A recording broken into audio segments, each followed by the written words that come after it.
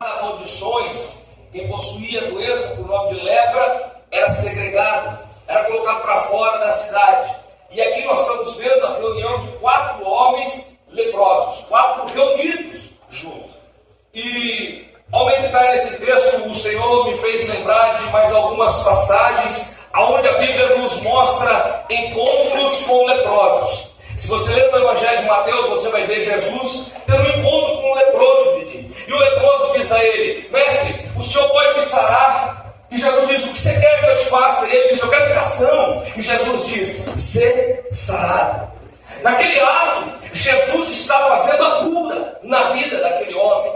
Ou seja, quando aquele homem clama e diz que quer ser são, Jesus, com uma palavra, libera a cura sobre aquele homem. Ou seja, nós vemos nesse exemplo que Jesus cura no ato. Jesus tem poder para curar no ato.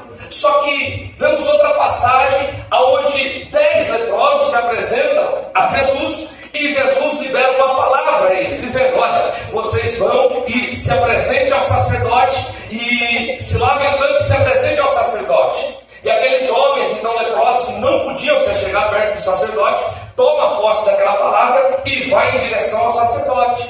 E a Bíblia diz que enquanto eles estão pelo caminho, em direção ao sacerdote, eles iam sendo curados. Ou seja, eu vejo um segundo método de Jesus agir. Qual que é esse método, pastor? O método do processo. Jesus libera uma palavra e aqueles homens tomam posse, e ao caminhar de encontro ao sacerdote, a Bíblia nos diz que eles iam sendo sarados. Então eu quero liberar a primeira palavra de cura sobre a sua vida nessa noite. Eu quero liberar que Jesus ele tem o poder para curar no ato, debaixo de uma palavra. Ele tem o poder para hoje fazer uma cura na sua vida. Ele tem o poder para liberar e você sair daqui curado hoje. Mas Jesus também cura através do processo. Como assim, pastor? Explica um pouquinho melhor. Jesus pode te curar do câncer hoje, no ato. Mas Jesus também pode te curar do câncer numa quimioterapia, durante o processo.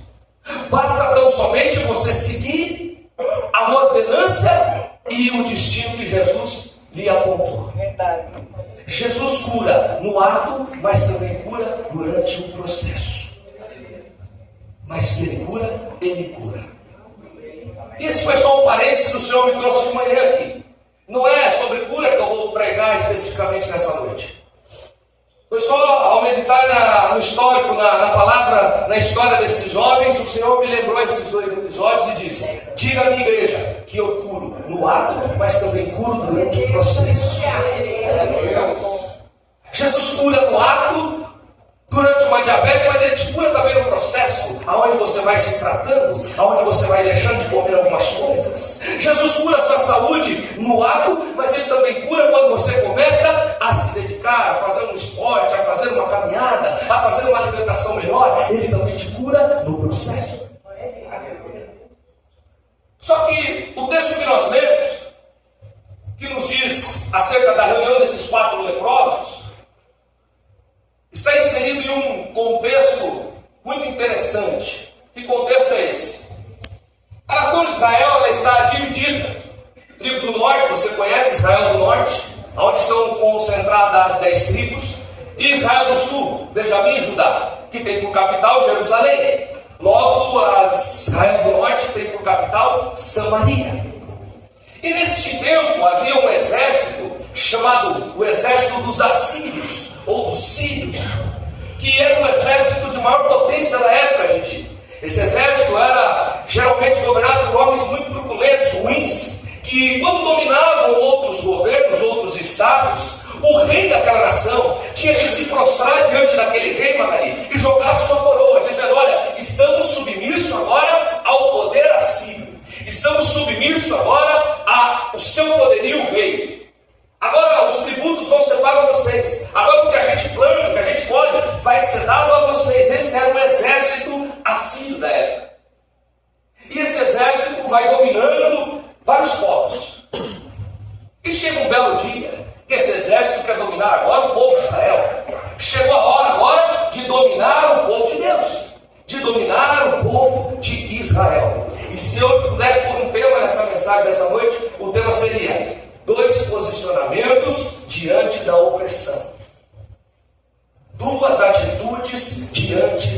pressão ou opressão. Existem duas atitudes que nós devemos tomar diante da pressão. Duas opções nós temos. Esse exército se levanta e diz: olha, vamos dominar agora a Israel. Vamos dominar esse povo. Só que no meio do povo de Deus existe um profeta. Tem um homem no meio do povo de Deus chamado Eliseu. E esse homem recebe mensagens de Deus que vai prevenindo o povo de Israel.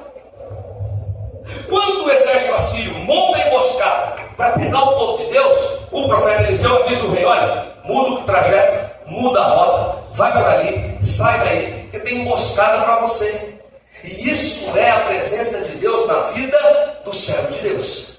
E a segunda palavra profética que eu quero liberar sobre a sua vida é de que, se o inimigo está armando emboscadas para vocês, existe um Deus que vai te deixar um passo à frente, vai te colocar um passo à frente. Olha, desvia daí, sai daqui, não assina isso aí não faz aliança com esse não, olha, pula fora desse relacionamento aí, isso aí não é para você. Deus vai blindar você das emboscadas do inimigo. E esse exército está montando agora emboscada e não consegue pegar o povo mais, porque tem alguém avisando dele. O rei do exército assim, Ben-Hadad, o nome dele, ele chega e diz: olha, tem espião no nosso meio aqui, levando conversa, levando a nossa estratégia de guerra. O povo de Israel não é possível.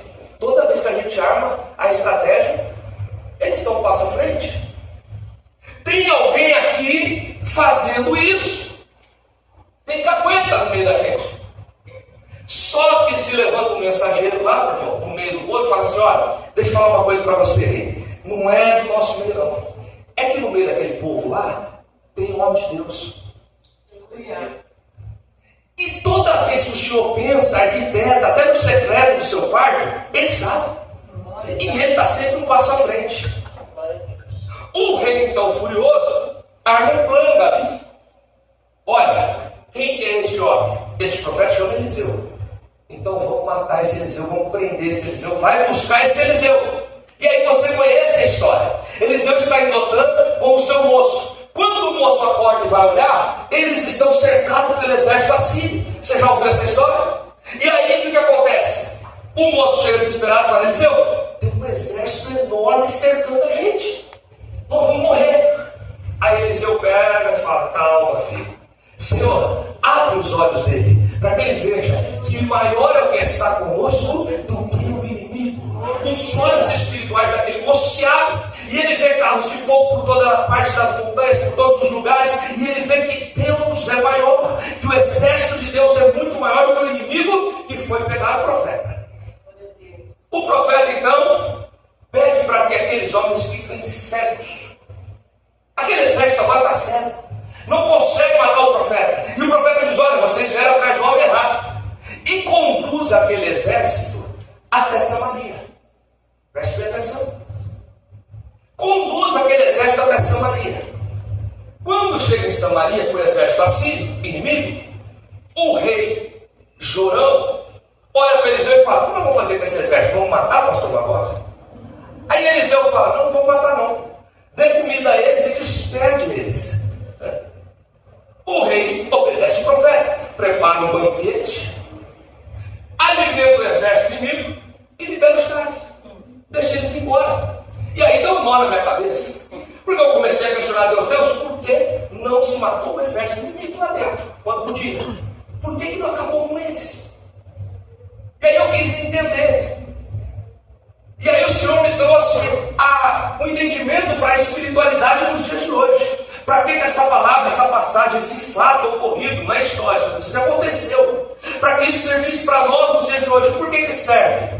Porque o Senhor falou ao meu coração que nós não temos poder de matar o nosso inimigo. Então quando libera o inimigo vai embora. E diz o texto que os assírios deixam de se preocupar, de importunar o povo de Israel por um tempo. Por um tempo. Mas vai ter um dia que eles vão voltar. E o inimigo é assim na minha, na sua vida. Você não tem poder de matar ele. O mundo jaz no maligno. E o Senhor traz um entendimento para nós disso. Que que hoje você sai de um culto como esse, você sai radiante, cheio da presença do Espírito Santo, e o inimigo, em nome de Jesus, ele bate em retirada e te deixa, mas é um tempo, ele volta. Ele está ao seu derredor, bramando como um leão, a quem possa tragar. Então, ele vai embora, deixa você por um tempo, mas ele vai voltar com astúcia. Ele vai voltar com fúria. E é por isso que nós temos que ter a manutenção da nossa fé diária. É por isso que nós temos que ter a manutenção da nossa aliança com Deus diariamente. Porque hoje você venceu, mas amanhã ele vem de novo. E você tem que estar preparado de novo. Depois amanhã ele vem de novo. Depois ele vem de novo. Você tem que estar constantemente preparado. Quem está comigo diz amém? Amém. O inimigo vai embora. Só que em determinado momento eles falam assim: vamos voltar lá, vamos pegar aquele povo de Israel, vamos voltar lá. Diz o texto que os assírios preparam um grande exército, Marcos, e começam em sentido Israel. Quando eles chegam sentido Israel, Israel vê o exército inimigo vindo contra eles. O que eles fazem? Eles entram para dentro da cidade e fecham as portas e se trancam lá dentro. Ben-Hadad com o seu exército diz: olha, eles correram, se trancaram, eu vou mudar a estratégia. Eu queria matar tudo ao fio da espada, mas como eles se trancaram e ficaram passivos, vamos mudar a estratégia. Vamos acampar ao redor da cidade e montar uma fortaleza. Ninguém entra, ninguém sai. O comércio não acontece, comida não chega, alimento não entra, não sai. As coisas não vão acontecer lá. E é só uma questão de tempo para que eles cheguem em colapso. A gente tão somente cerca a cidade. Nova estratégia do inimigo. Ele não quer mais te matar, ele quer só te paralisar. Sabia? Ele quer só nos paralisar, ele não quer te matar mais agora. É uma estratégia nova que ele está trabalhando. Eu não preciso ir lá e matar, apesar da palavra nos garantir que ele está procurando a quem ele possa tragar, que ele veio para matar, roubar e destruir. Mas ele evolui a estratégia e diz: tem hora que eu só quero paralisar. Sabe por que o que aconteceu? Quando eles acampam a cidade, a comida não entra. Os israelitas não saem plantar, não saem cultivar, não tem mais comida, não tem comércio. Começa a gerar a escassez. A escassez começa a imperar dentro daquela cidade. Dura 7 meses. Quanto meses? 7 meses. Já não tem mais comida na cidade. Já não tem mais alimento na cidade. Diz a Bíblia no verso 1 que uma cabeça de jumento não podia ser comida impura, animal impuro. A cabeça custava 80 ciclos de prata, a 5 mil reais nos dias de hoje. Uma cabeça de jumento para comer tinha que dar 80 ciclos de prata. Um punhado de fezes de pombo para se alimentar custava, acho que, um ciclo de prata. Para se alimentar, faltou a comida. E há uma promessa lá em Deuteronômio, no capítulo 28, que fala assim: olha, se vocês me obedecerem, vocês vão ter fartura. Se vocês me obedecerem, os seus filhos vão ser prósperos. Se vocês obedecerem, tudo vai bem na sua vida. Uma promessa, Deuteronômio 28, você lê depois. Só que a parte 2 da promessa é para os filhos da desobediência. Olha, se vocês desobedecerem, o inimigo vai cercar. Se vocês desobedecerem, vai faltar comida. Se vocês desobedecerem, vocês vão comer do fruto do seu ventre. Que susto isso!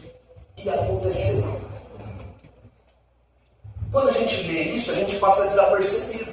Deuteronômio. Você vai lembrando, vocês vão se alimentar do fruto do seu ventre.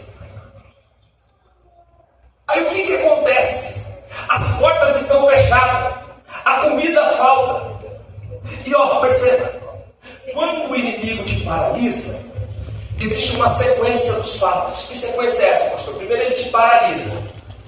Quando ele paralisa, começa a ter falta. Repete comigo: falta. Depois que ele te paralisa, começa a ter falta. Depois da falta, começa a ter a escassez, que é mais grave do que a falta. E quando chega a escassez, aí é o ápice da tragédia. Quer ver só? Ele te paralisa espiritualmente. Te paralisa. Ele não te mata espiritualmente, ele só te paralisa. Você começa a ter falta de Deus, porque está paradão. Se ama? Sim. Depois da falta, vem a escassez. Você já não tem mais a presença de Deus. Ele só te paralisou. Só não te fez mais ir no culto. Tranquilo. Só de ceia. Ele só te embrulhou para você vir no culto só da ceia. Ele só te paralisou. Ele não tirou da igreja. Você está ceiando. Você está participando do corpo. Percebe? Ele não amputou você como membro do corpo de Cristo. Porque se ele amputa, ele mata. Mas você está ceiando. Todo segundo domingo você está ceiando. Mas só está ceiando. Ele te paralisou espiritualmente. Aí você começou a ter falta de Deus. Depois da falta, você começa a ter a escassez. Você já não sente a presença. E depois da escassez, vem o ápice da tragédia. Aí você está desviadinho da Silvia. Sim ou não? Só começa. Ele só começa paralisando. Ele pega um casal, ele só paralisa o relacionamento, pastor Magoga. Ele não separa. Ele só paralisa, neutraliza. Deixa assim mesmo, já estou acostumado, faz tanto tempo, né? Assim, não dá certo, ela não muda, ele não muda, ninguém muda, ninguém não dá certo. Ele só paralisou o casamento, não separou. Só que aí começa a dar falta. Adultos me entendem? Amém? Amém? Amém. Começa a dar falta. Quando dá falta, gera escassez, já não tem mais. Não tem mais vontades, não tem mais desejos, não tem mais relacionamento. Adultos me entendem. O que acontece? Vem a tragédia, entrou no pé. Por quê? Ele só paralisou. Só tirou um beijinho, só tirou uma ondada, só paralisou. Ele não vai lá e passa, paralisa. Não, só paralisa. O exército tem andado e fala assim, só vamos fechar as portas. Deixa eles, é só questão de tempo. Quando o inimigo consegue paralisar, é só questão de tempo. Ele não tem pressa. Ele não tem pressa. É só questão de tempo. Vida financeira. Ele vai e paralisa. Ele só te faz não dizimar e não ofertar mais. Tranquilo. Só te embrulhou para você viver isso. Aí você para de dizimar e ofertar. Tranquilo. Só paralisou a sua vida financeira e espiritual, assim dizer.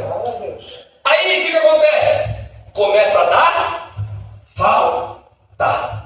Repete comigo, falta. Começa a dar falta. Opa, começa a dar falta, começa a dar falta, começa a dar falta. Depois vem a escassez. Aí não tem mais. Mas você só começou retendo um dízimo só de um mês. Tranquilo.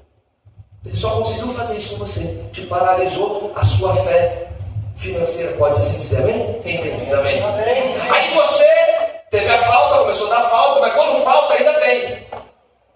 Tem um pouco, vai ter, aí chega a escassez, aí não tem mais. Aí chega o ápice da tragédia. Aí você já está até aqui, ó. Vida profissional, mesma coisa. Ele só te paralisa. Paralisou. Tranquilo.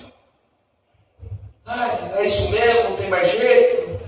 Minha vida é essa, profissional é isso mesmo que tem para mim. Eu não tenho perspectiva. Aí quando você vê, está dando falta da escassez e depois chega a tragédia. Aí a pessoa está numa depressão por causa de uma crise financeira e por aí vai. Amém? Amém. Então é uma estratégia nova. Ele só quer te paralisar. E aí é só uma questão de tempo. Agora, o povo de Israel, o rei de Israel, o que tem que fazer então, pastor? Você tem que ir para cima em nome de Jesus. Quando o exército está vindo dos assírios, qual era o posicionamento correto daquele rei? Prepara o exército, está vindo os assírios. Nossa, mas são muitos, são turbulentos, não tem problema. O nosso Deus abriu o Mar Vermelho, o maior exército do Egito, colocou por debaixo d'água. O nosso Deus abriu as águas do Jordão. É Ele quem está conosco. Se eles estão vindo, vamos com eles. Eliseu sozinho trouxe o exército aqui para dentro. Com a presença de Deus, né? Eliseu sozinho com Deus trouxe o exército todo aqui para banquetear com nós. Quem eles pensam que são? Arruma as varas, aí arruma as armas e vamos para a guerra. Esse é o posicionamento que o servo de Deus deve tomar. Quando o inimigo se levanta, você tem que ir para cima. Deus não tem negócio com frouxo, com covarde. Deus não tem. Aquele que põe a mão no arado e depois olha para trás e desiste, Deus não tem prazer nele. Quando o problema vir, vai de frente com ele, irmão. Veio o diagnóstico, pastor da saúde, tá bom, o que precisa ser feito? Precisa mudar a alimentação, precisa comer melhor, precisa caminhar 3 vezes por semana, vai para cima. Veio a dificuldade financeira, o que precisa ser feito? Vai fazer um Uber, vai fazer não sei o que, vai dar um jeito, vai para cima. Não deixa ele te paralisar. Veio a fraqueza espiritual, o que eu faço? Vai para a igreja, vai para o culto, vai para a campanha, vai para o guerreiro de oração, participa da campanha Guardiões da Brecha. Não deixa ele te paralisar. Porque se ele te paralisar é só uma questão de tempo.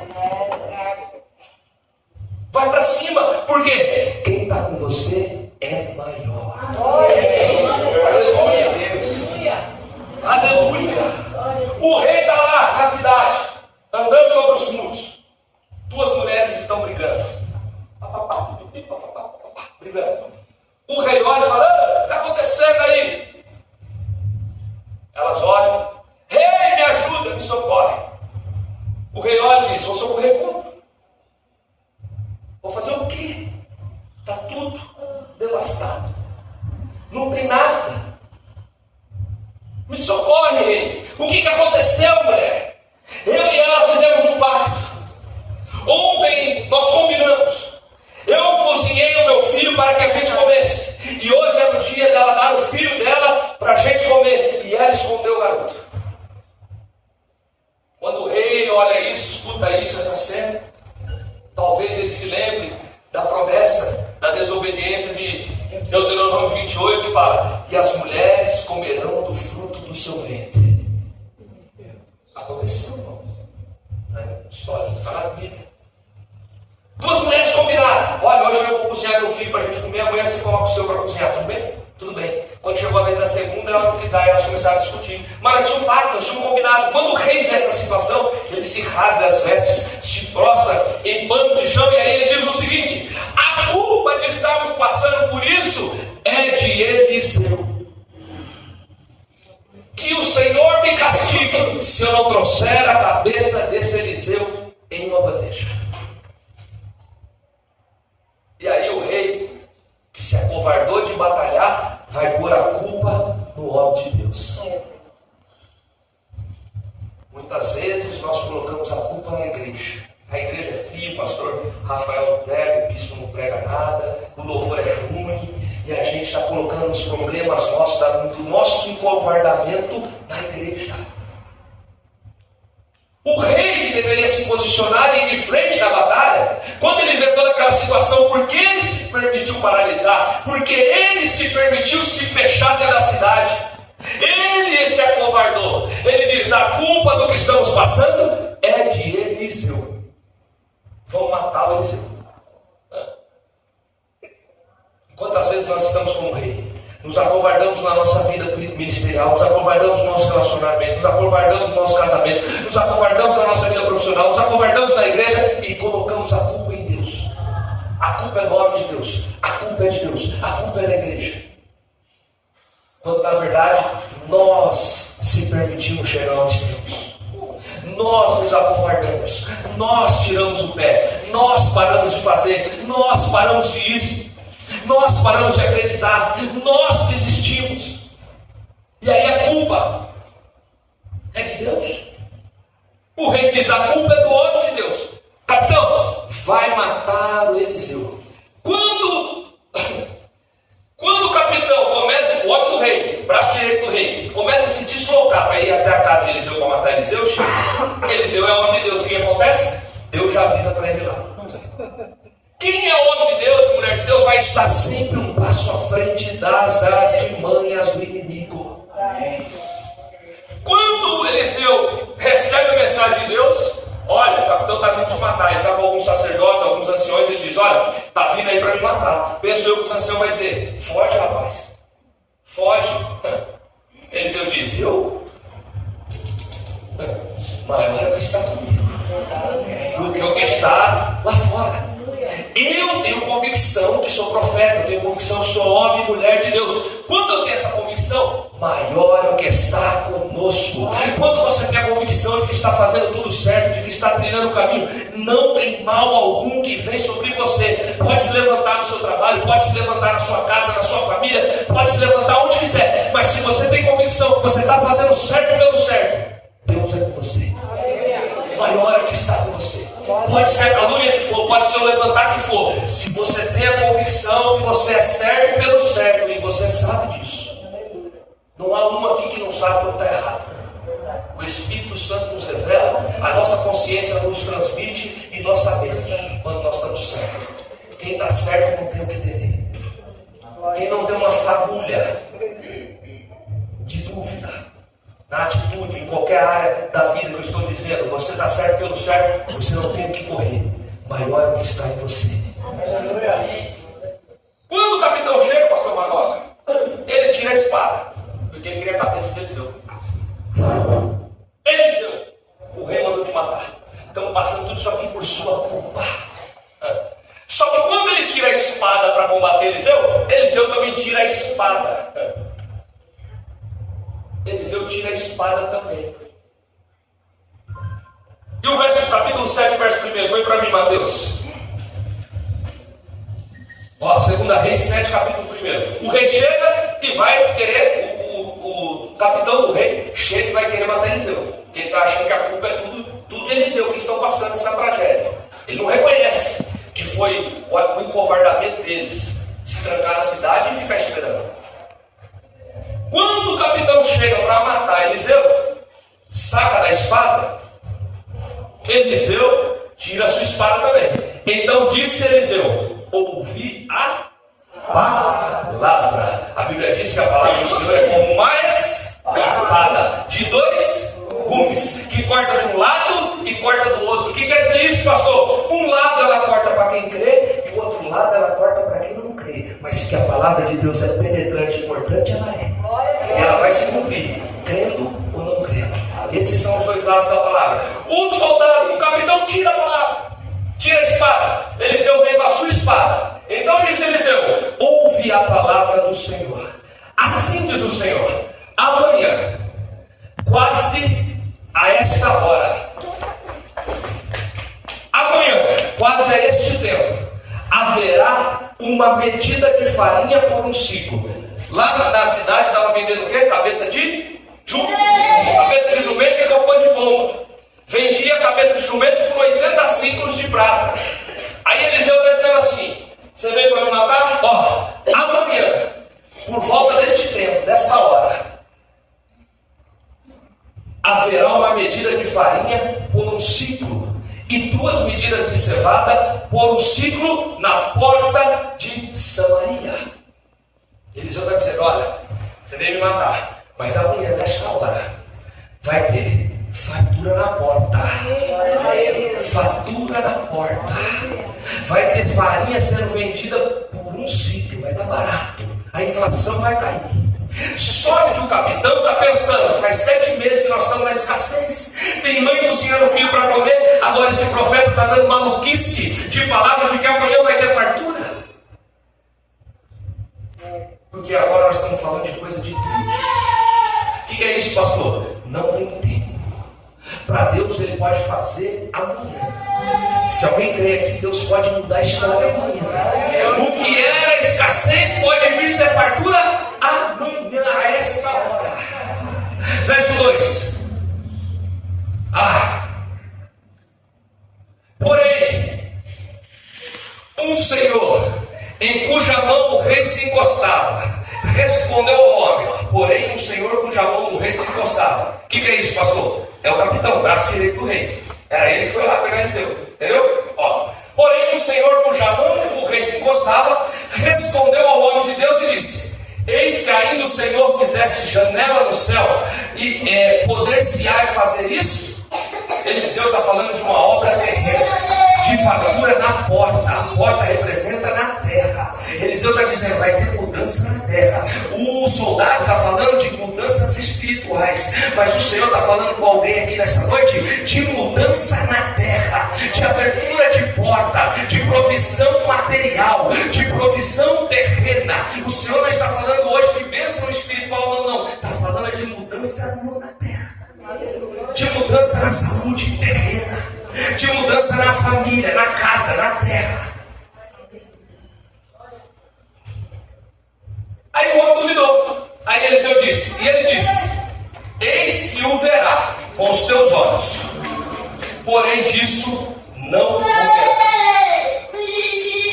Porque você duvidou da palavra de Deus, você vai ver, mas você não vai comer. O homem então fala, então eu não vou te matar hoje, eu vou embora, mas eu volto amanhã para te matar. O homem vai embora. E Eliseu está vivo. E na porta da cidade tem 4 leprosos. Aí agora eu cheguei no leproso, eu contei tudo isso para chegar no leproso. Glória a Deus ou não? Amém.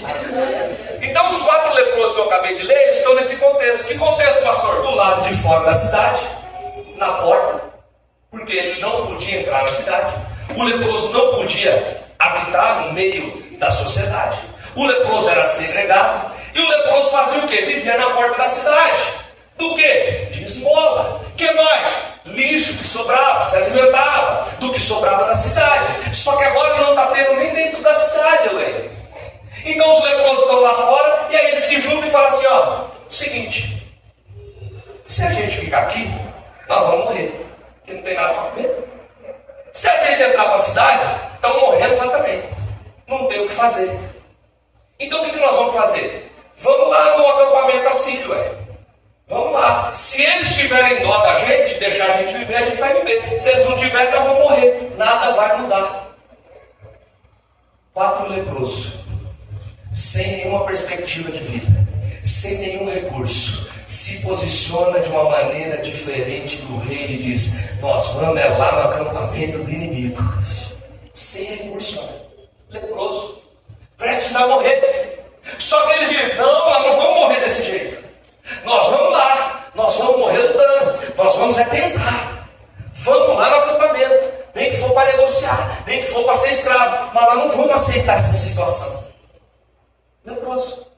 O rei que tinha exército se acovardou. Leproso sem recurso fala, eu vou para cima. E aí às vezes, nós que somos servos de Deus, nós nos acovardamos muitas vezes em várias situações. E aí a pessoa que nem conhece a Deus, às vezes seu vizinho, sua família, alguém, não conhece o Deus poderoso, nem serve Ele, só que não tem medo, vai para cima. E aí a coisa dá certo. E aí acontece, e aí ele prospera, e aí ele consegue, e aí ele se vira, e aí ele vai para cima. Por quê? Porque o que muda é o nosso posicionamento.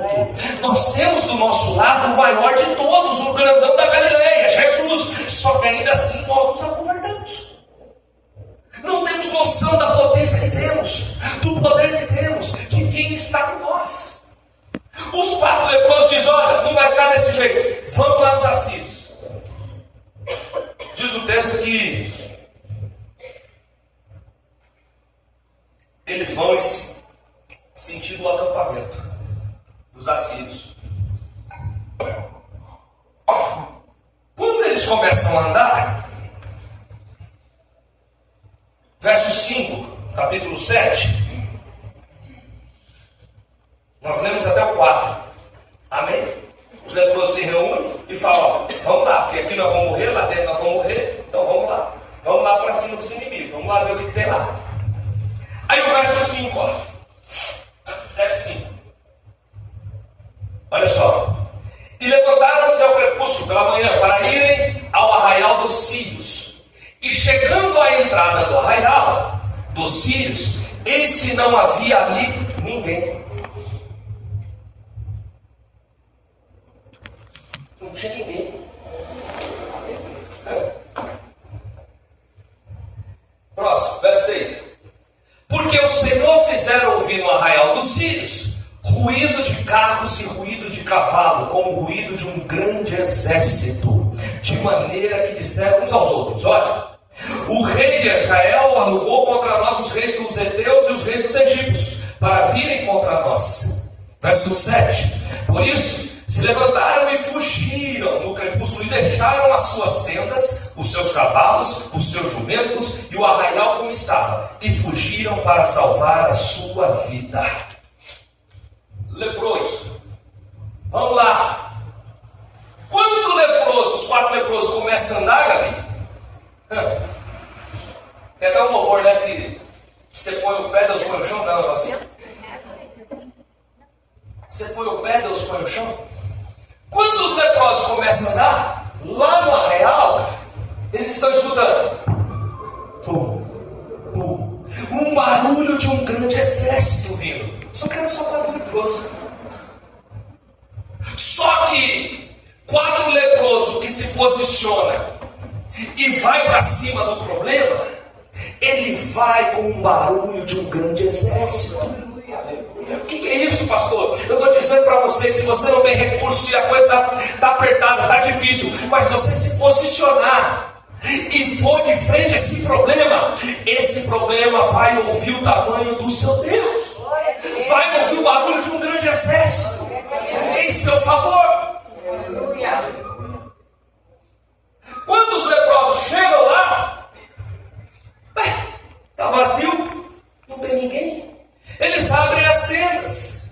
Quando eles abrem as tendas, tem comida de sobra. Eles começam a comer e se fartarem até não caber mais. Quando isso acontece, eles falam assim: olha, o que aconteceu aqui é boas novas. Nós temos aqui anunciar ao povo as boas novas. O Senhor vai te tirar dessa escassez. O Senhor vai preparar uma tenda cheia de recursos para você. O Senhor vai mudar o seu relacionamento. O Senhor vai transformar seu casamento. O Senhor vai mudar a sua família. O Senhor vai mudar a sua condição financeira. O Senhor vai mudar em nome de Jesus. Eu estou profetizando. E quem recebe, vai recebendo. O Senhor vai mudar a sua saúde. Só que Ele quer que você volte a anunciar boas obras. Porque muitas vezes aqueles leprosos podiam fazer o quê? Quanta comida, hein? Quanto tempo mendigando, quanto tempo pedindo, quanto tempo excluído, agora está tudo aqui para nós. Ema, cada um com os seus problemas, deixa eles lá. Mas não, os leprosos veem aquela fartura, eles falam: isso é boas novas.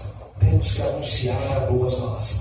Quando o Senhor mudar o seu cativeiro, quando o Senhor mudar a sua saúde, quando o Senhor mudar a sua casa, a sua família, o seu testemunho, você não se esqueça de anunciar as boas obras.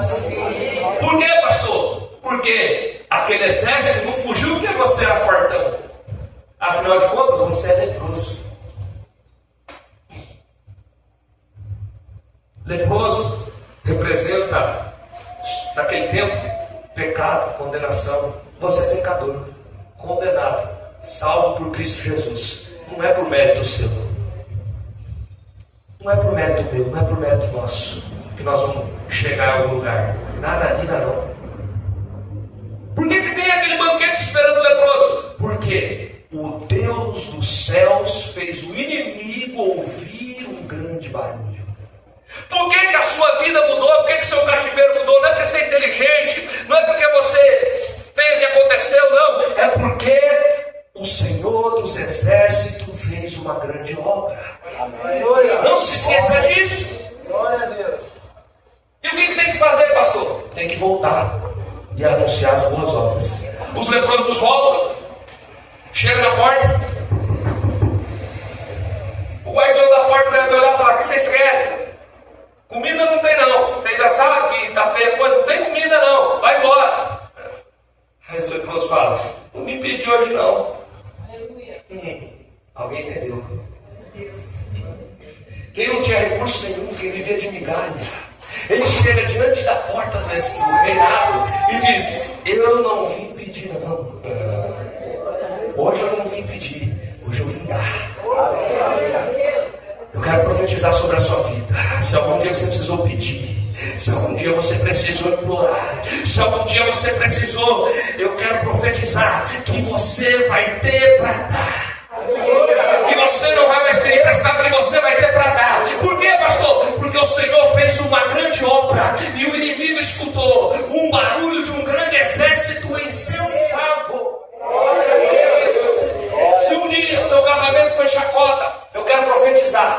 seu casamento vai se transformar em um espelho, em uma bênção. Se um dia sua vida profissional foi difícil, foi terrível, eu quero profetizar que vai ser uma grande bênção de portas e de abençoar as pessoas.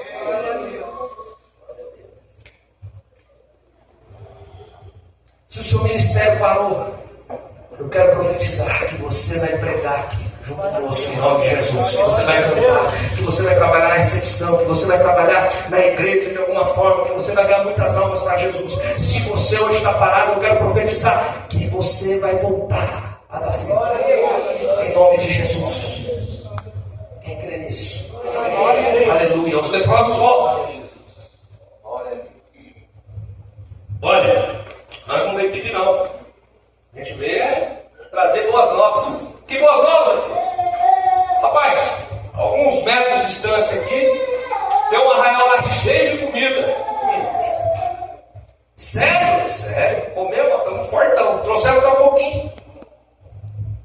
O rei olha para aquilo e fala assim: armadilha. Armadilha do inimigo.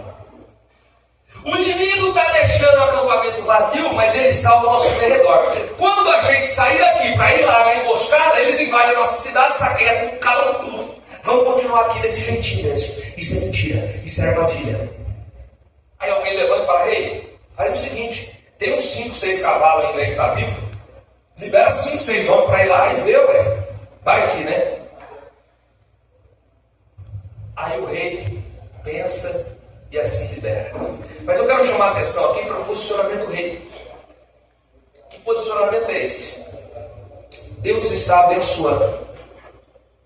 Através da vida daqueles leprosos, Deus estava abençoando aquela cidade, trazendo as boas novas. Informação onde tem comida. E o rei é como um crente do dia de hoje. Deus está fazendo, está movendo, e o abençoado não acredita. Tem leproso com farinha no lombo. Vocês estão 7 meses sem comer. As mães estão matando os filhos para se alimentar. Agora, 4 leprosos chegam na porta trazendo mantimento e você não acredita. Você quer mais o que, filho? Ô rei, você quer mais o que? Deus está transformando a sua casa, a sua família. Deus está transformando, está abrindo as portas e você não está acreditando. Deixa assim mesmo, do jeito que está. Não estou acreditando, não é esse Deus, não, essa campanha, é a palavra do pastor Rafael, não é assim. Por quê? Por quê? Porque você olha para a situação, e quem está trazendo boas novas é leproso. Aí você não tem fé. Por quê? Porque o recurso, a ferramenta de utilização de Deus às vezes é escassa. É uma ferramenta que não chama tanta atenção, não brilha tanto os olhos. Então você não consegue acreditar no milagre que Deus já começou a fazer na sua vida. Ô rei, para de ser incrédulo, rei. Olha a situação que já está. Irmão, vou abrir um parênteses aqui. Tem hora, irmão, que você não tem muita opção. Aí fica até mais fácil de crer, porque você já não tem mais para onde ir. Não é verdade? Tem hora que a coisa está tão feia, que aí só resta Deus. É aí que você começa a avivar a sua fé. Eu estou falando de um Deus que usou o profeta para dizer: olha, 7 meses de escassez, mas amanhã, a esta hora, vai ter fartura. É esse Deus que eu estou falando nessa noite. Está entendendo? É difícil de você acreditar. Eu sei que às vezes é difícil, olha para a situação e fala: mas calma aí. Mas lembra do campanha do Tiririca? Pior que tá, não fica. Às vezes você está assim. Então, aproveita e acredita que vai ser diferente, que vai mudar. Acredita. Acredita. O rei zera 4 cavalos, 5 cavalos, manda os cavaleiros entrar lá. Os cavaleiros voltam cheios de mantimento. Fala: rei, é verdade, está tudo lá abandonado. Tem ouro, tem prata, tem mantimento, tem animal lá. Tem bastante animais, nós trouxemos animais deles, ó. Trazendo farinha, trazendo cevada. Se concentram na porta da cidade. Na porta da cidade. E aí, irmãos, o que acontece? O capitão vai lá. Rapaz, aquele profeta falou: não é possível, eu preciso ver isso. Quando o capitão chega à porta da cidade, ele que vai abrir. Os mensageiros estão lá de fora, cheios de mantimento. Quando abre aquela porta, pessoas era tão grande, o desespero era tanto, que as pessoas correm em direção àqueles mantimentos e pisoteiam o capitão. E o capitão morre, pisoteado. Por quê, pastor? O profeta avisou. Você vai ver, mas você não vai comer. Lembra? Eliseu falou para ele: amanhã, a essa hora, você vai ver a fartura, mas você não vai comer. Da fartura você não vai provar. Se você ler o texto mais para frente, você vai ver que ele foi abrir a porta e ele foi pisoteado pelo povo e morreu pisoteado. E o povo foi, se fartou, comeu, né? Se refez. E aí, pastor, o que nós aprendemos com o capitão? Não podemos chegar no limite de Deus olhar para nós, tamanha a nossa incredulidade, e falar assim: ó, de tanto você não acreditar, você vai ver, mas não vai desfrutar. Redobre sua atenção, estou ensinando. Às vezes Deus já te prometeu que vai mudar alguma coisa, que vai transformar, que vai resgatar o seu filho, que vai abrir alguma porta, que vai mudar a sua vida profissional, que vai mudar a sua vida ministerial. Deus já te fez algumas promessas. Deus usou só um lado da espada, a parte, só um lado, só uma fiação da espada, que é a palavra que Ele liberou pela sua vida. E Ele traz um ensinamento muito sério para nós nessa noite de alerta. Que para quem não crê no que Deus falou, para quem deixa de crer, pode ter um momento que Deus fala: agora você vai ver, mas não vai desfrutar. Já pensou? Porque você não crê, aí a porta se abre, mas você não desfruta. Pensou? Deus salva a tua família, a tua casa, mas você não tem a bênção de poder vir com a sua família para a igreja. Maravilha. Deus restaura, mas por quê? Porque você está com a incredulidade. Mas em nome de Jesus, isso aqui não é para te assustar, não. Porque o Senhor não falou isso para você ainda. A palavra do Senhor para você nessa noite é um lado da espada, um lado da palavra, que Ele diz: eu vou agir. E Ele só está te trazendo um alerta para que você diga: eu vou acreditar. Mas é difícil acreditar, pastor. Lá também é, irmão. 7 meses de fome. Aí o profeta diz: amanhã, nessa mesma hora, 24 horas, vai ter fartura. Quem quer acreditar? Por isso nós estamos falando de um Deus que pode mudar tudo, em qualquer instante, em qualquer momento, em qualquer segundo. Basta que a gente mantenha-se firme e acreditar. Amém? Aquele povo se farta, o capitão morre e o inimigo vai embora, ao pisar de 4 leprosos.